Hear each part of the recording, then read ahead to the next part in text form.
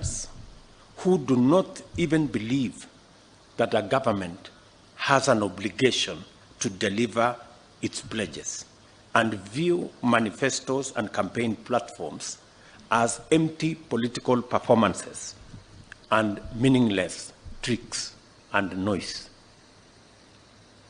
You know, because for a very long time, we've made campaign pledges to be what you say looking for votes when you don't actually mean to deliver on them.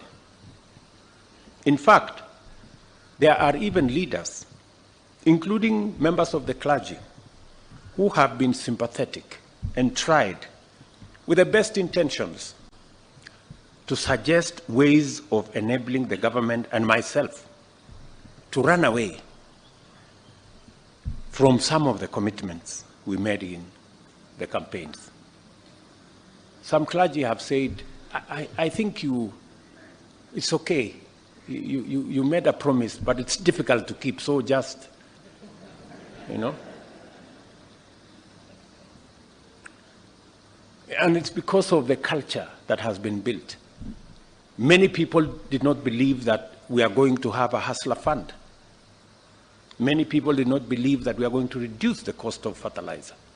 Many people did not believe that we are going to hire 55,000 teachers in under 1 year, because commitments, promises have been made with no intention to keep any of those promises.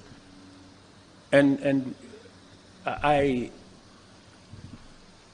see the difficulty that people have when we have to make difficult decisions. They think that we have overcommitted ourselves.